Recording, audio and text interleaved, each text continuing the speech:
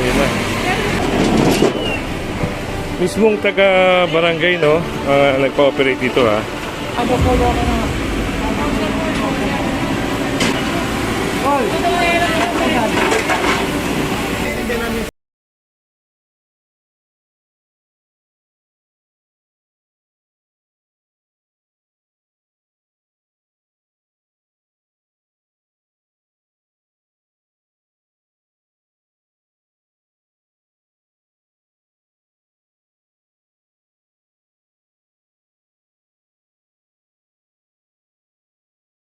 Kasi na ang kalsada.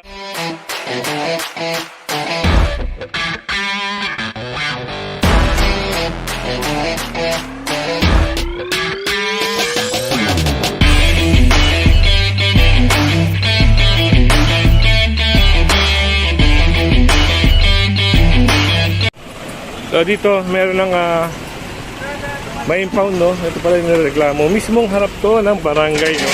Barangay hall ng Tonsuya. Ito, angklahan na to. Gawa ng problema ito ng barangay nila. Matagal na pala dito. Kagabi pa ata to. Hindi, ano na po yan. Mga pa 4 days na ngayon. 4 days na po. So yun, 4 days na pala to dito. At kung makikita nyo naman, napakakipot kasi na ang kalsada.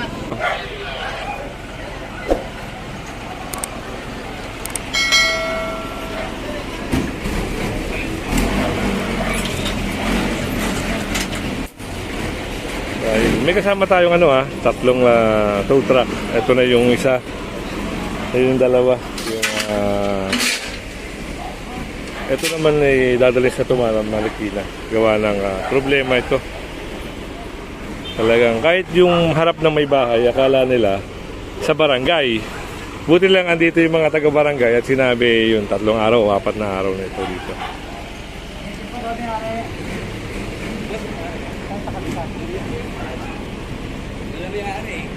Kaya ba tayo pa wala na sir. Pa 4 days na daw yan dito. O di ko rin na ba tayo pa kabitan? So yun na. Kakabitan na nga. Binabalang. Ang mangyayari dyan, yan, pag hindi lumabas yung may-ari, saan yan sir? Ano yan? Sa Marikina po. Tumana po. Tumana Marikina. Tumana Marikina. Para alam kasi ako yung nandito kagawad. Baka itanong. Si kagawad pala ito. Kagawad. Ang notice. Dito ilalagay niyo. Opo. Iiwan na po dyan yung notice. Para pagkabing yung drive. O kaya iwan na lang dito sa barangay. Maghanap pa. Alam namin yung pinasinan. Mismo si kagawad na mumblema dahil ito pwedeng mag-cause ng traffic. Kaya yan.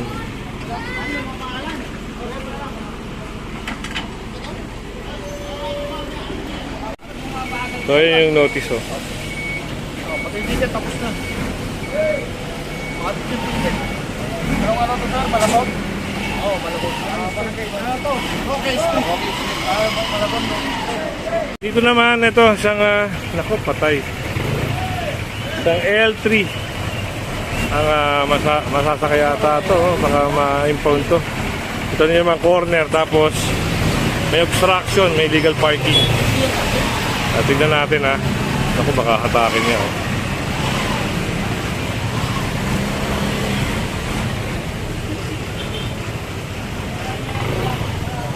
Tabi na lang tayo para makapag-cover tayo.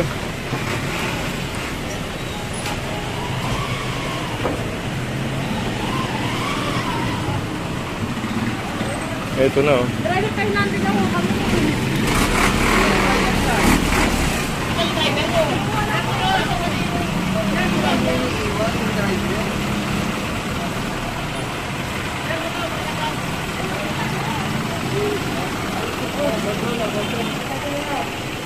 Si kuya natikitan din. Ikaw lang mag-isa? Ito, tambal. Eh! Ito! Ano susi niya?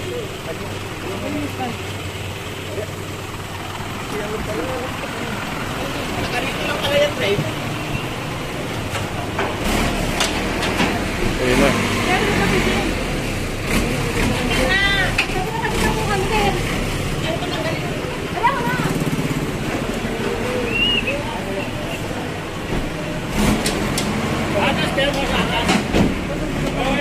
Huwag mo tanggalin ko yan.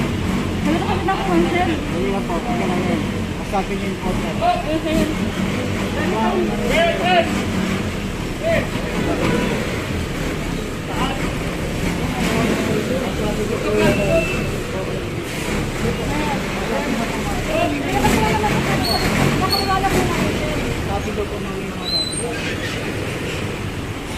Kanina pa daw po kayo, natutupawak lang. Kanina pa po nagwawak lang, hindi pa po tinapin ko.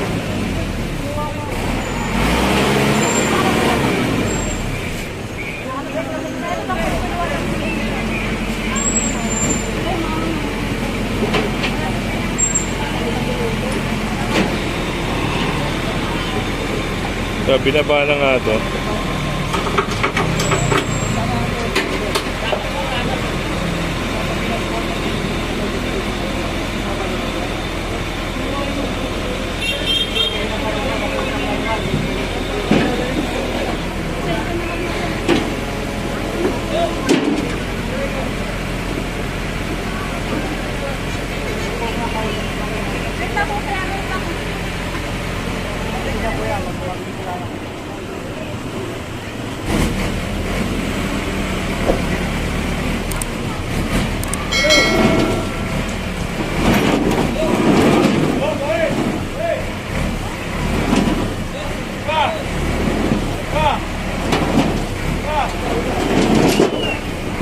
Mismong taga barangay, no, nagpa-operate dito, ha, saka taga City Hall.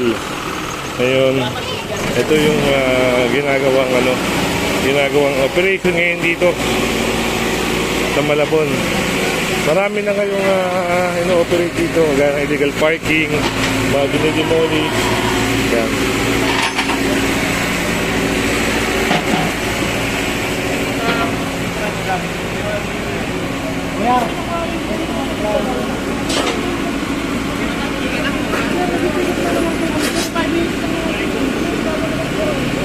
Paano po lo ka na?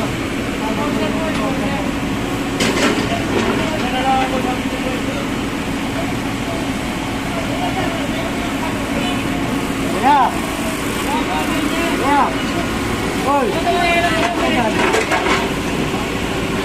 Nakasal pa ako naman sir, nakaisay ko sa sakyan sir.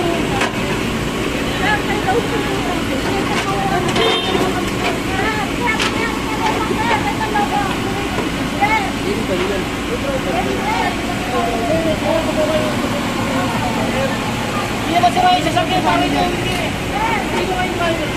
Ay, kasama na. Kasi makakita po kami sir. Kaya nga, kaya nga. Pero hindi po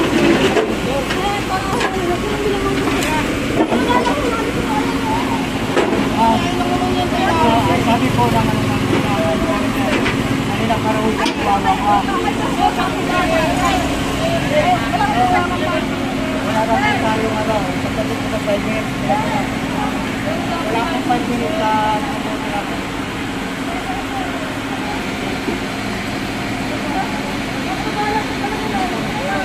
patay pa mga ganyan. Pupusin niya ako kanina. Pupusin, nakabukas siya hanggang ngayon sir. Hanggang ngayon po nakabukas. Pupusin ang barangay yan. Barangay na ito dito. Balik na kalsada kayo pinapunta sa barangay. Kaya na po na yung usapan na tama lang po kayo ng usapan. Parang ako yung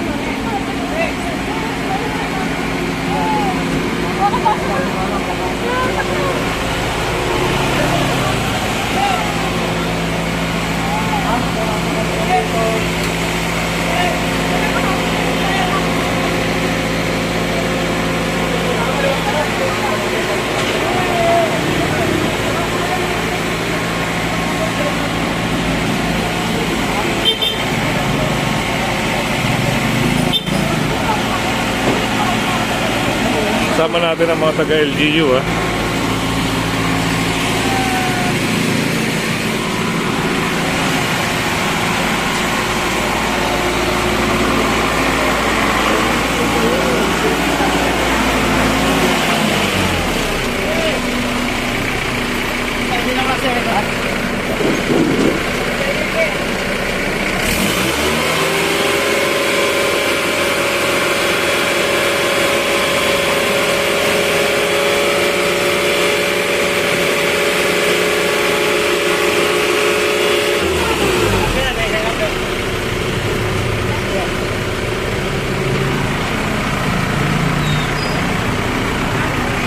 Andito rin yung mga taga task force ng Malabon, no? Andito sila. Ngayon si Kuya, nabusinahan na kasi siya. Ang problema, hindi pa siya umalis. Kaya tinuro ito ng barangay. So meron din dun. Kapuntahan natin. Kita natin to. Ito na no parking, no? Both side yung signage nila rito. Kaya lahat ng mga naka-illegal park dito, yan. Meron naman dito. Kaya yun, si Kuya wala na siguro siyang idadahilan para ayun, magreklamo. Kasi kahit mga taga-barangay, eto lang oh, kabila lang yung barangay hall. Barangay din na nagpa-clearing sa kanila. Ito naman, isang L3 ang may sasakay dito. Kaya na binabaan na rin. Hindi natin sure pero tignan natin kung ano yung ano. Ginagawa ni Sir ng ticket eh. Ano kayang... Ayun oh. Pero nakababa. Dahil palang basura dito. Sala-sala pa to. Kaya siguro talagang binabaha to. Pati yung mga hose. Dito na rin nakasalpak. Ang problema nito, pag ininom, no? Baka mayroong butas. Papasok din sa hose. Naiba yung ano natin content. Pero tingnan natin kung ano yung mangyayari. Sir, ito towing yan? Ay, totoo nga. Oh.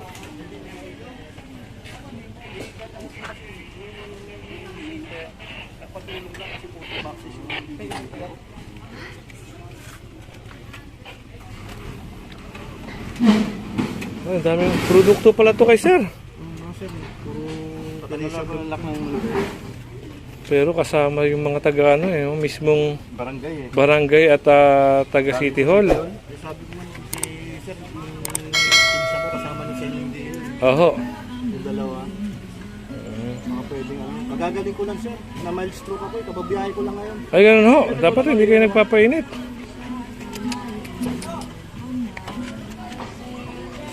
Sasakay nga ito. Problema. Ayun. Baka nga talagang dahil nandun naman si Sir, siguro yun na lang, itataas na lang yun doon. So ito na. Dead end na pala to. Yung lugar na to. Dead end na yan, Sir? Yung lagusan na yung una natin pinasok doon sa Miletre. Lagusan yan. Ay, kabila yan. Yung una natin dito. doon, yung kuliniling natin. Yung creek? Oo, yun yung lagusan. Yung isang hilera na yun, dyan lalabas yun. Ayos Okay. Nagkakaroon tayo ng idea, no? So, tinali din.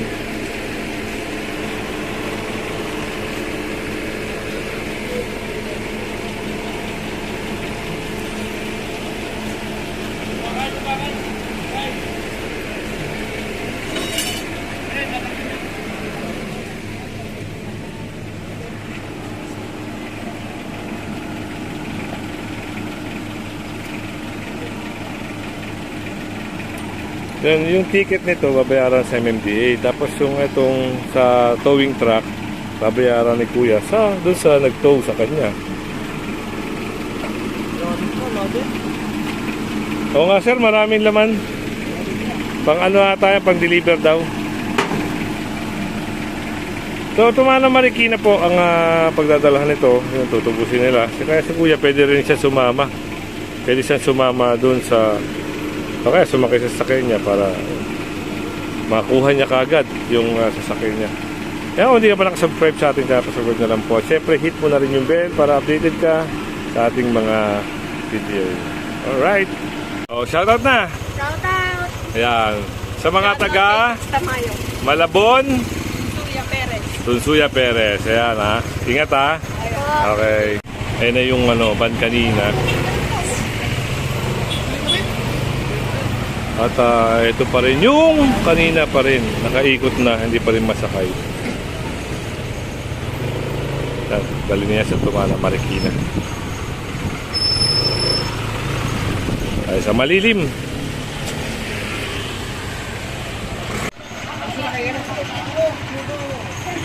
Habang kinakarga po namin yan. Kasi boss, po namin yan.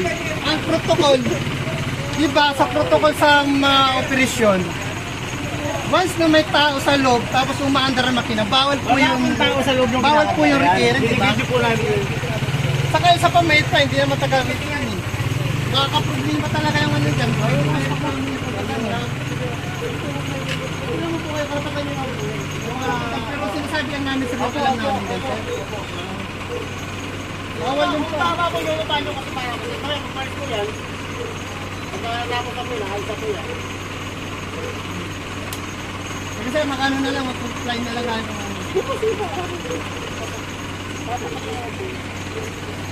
Ang last touch po dyan, sila na pong bahala doon. Basta kami, labas kami doon. Kung just Last touch ko ng mga kaibigan. Kaya nga pinasasama ko sa record yung driver para sinasama sila. Kung halimbawa may mga Naintindihan namin sa inyo. Pares naman tayong nasa gitna. Pares tayo sa ito. Okay. Pares Kasi tayo, ang- kasi ito pares tayo nasa gitna. Yung sa inyo, naintindihan namin. Okay, okay. Yung side namin, muna na, nagbubundo lang tayo sa gitna. Kasi kami, sumusunod na kami sa utos sa trabaho.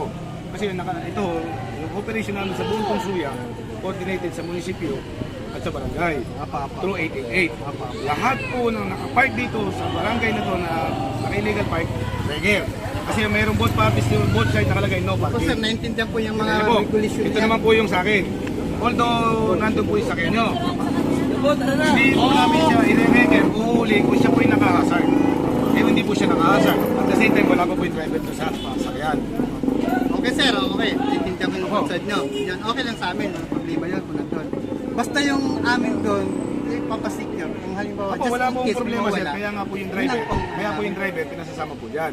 At the same time po, yung crew at driver na reggae, responsibilidad po nila yung karga niya. Yan po, kasi sila po last touch. Safety po yan. Kung may magasgasan sa sakyan nyo, sagot po na reggae yan. Opo, yan, opo. Basta yung amin lang naman. Kaya nga po, kumbaga, yung sabot sa, naiintindihan ko yung Kumbaga sa sir, yung side mo. taga-Bisaya, sabot-sabot ba na kumbaga Oo. saglit, hindi mo Kaya nga- tatagal yun. Kaya nga, ang yun nga sa atin, sinasabi ko nga sa'yo, nagkataon lang sir na number one, hindi siya naka-hazard. Opo, Although andun na. naka-under yung makina, walang driver. Andun na po tayo sa mga violation na Kaya yan. nga, Yun. kaya yung, basta Kumbaga, yung concern nyo, yung karga. Oo, yung concern. Oo, hindi, Pero yung- andun naman yung sabi na konsiderasyon na kahit Oo. paano. Kasi bihira lang naman kami pupunta rin. Kaya nga po, ang akin naman sir, walang problema yan. Kung nandun si driver, pwede ko siyang pakawalan. Kasi ang ano lang, ang dami nung hinila. Alam mo ko sir kung bakit si driver wala. Saglit lang naman. Siyempre kami bilang mga punta sa item. Pero 5 minutes, alis na yan. Kaya ang problema Kataon kasi, talaga naiintindihan naman natin ng sir, driver. naiintindihan ko sir, Hindi sir, nakahasar. ang nagkataon sir dito kasi, bigla na, hindi naman alam ng driver na magkakaroon ng operation dito, sa buong Tunsuya. Eh, nagkataon lang, nabagsakan siya ng operation. Kaya walang magawa, lahat ng Kaya nga sabi ko sa kanya, ang gawin mo na lang, kausapin mo yung patitik ka na, kung magkano ba yung lusog, babayaran pa sa wala mo problema sa akin. Kaso kung hindi naman, sinampa daw. Isang pa ho talaga kasi gawa nga ng pinakiklear ho lahat yung sa barangay. Kagaya ho nung nakita yung L3 kanina, nandun pa si driver. Pinakarga talaga lahat. Gawa nga ho ng Kaya sabi ko, sige, pinakiklear sa barangay. yan na lang namin